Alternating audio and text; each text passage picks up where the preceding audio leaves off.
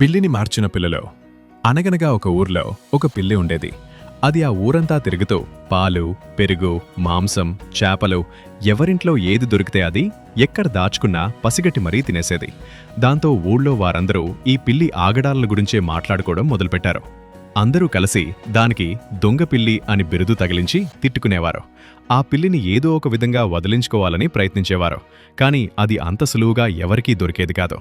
కన్ను మూసి తెరిచేలోపు అందరి కళ్ళు గప్పి పారిపోయేది. దాంతో ఊరి పెద్దలందరూ ఆ ఊళ్ళో పిల్లలకి పిల్లి ఆట కట్టించే బాధ్యత అప్పగించారు.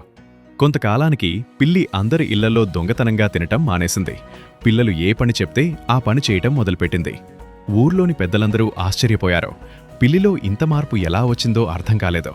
ఒకరోజు ఊరి పెద్దలందరూ ఊరి మధ్యలో చెట్టు కింద కూర్చుని పిల్లల్ని పిలిపించి, "ఆ పిల్లిని మీరు ఏం చేసి మార్చారు?" అని అడిగారు. అప్పుడు పిల్లలు, "ఈ పిల్లి చేసే పనులు కొన్ని రోజులు జాగ్రత్తగా గమనించాం. పిల్లికి బాగా ఆకలేసినప్పుడల్లా తిండి పదార్థాలు ఉన్న ఇళ్లలోకి దూరుతోంది. ఎక్కడ దాచినా తినేస్తోందని మాకు అర్థమైంది. అప్పట్నుంచి మేము దానికి ప్రతిరోజూ తినడానికి ఏదో ఒకటి పెట్టడం మొదలుపెట్టాం. అలా కొన్ని రోజులు పెట్టేసరికి అది ఎక్కడికి వెళ్లకుండా మేం పెట్టే తిండి కోసం ఎదురుచూడసాగింది. దాంతో పిల్లి ఎందుకిలా చేస్తోందో మాకర్థమైంది. మేము దానికి క్రమం తప్పకుండా తిండి పెట్టాం. అది మాకు బాగా దగ్గరైంది. మాతో స్నేహంగా ఉండసాగింది.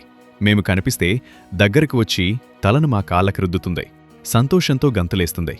మేము కూర్చుని ఆడుకుంటుంటే అది మాతో కలిసిపోతుంది. ఆ విధంగా పిల్లి మారింది" అని చెప్పారు. పిల్లిలో పిల్లలు తెచ్చిన మార్పుకు పెద్దలు సంతోషించారు. నీతి: కార్యసాధనకు చిన్న పెద్ద తేడా ఉండదు.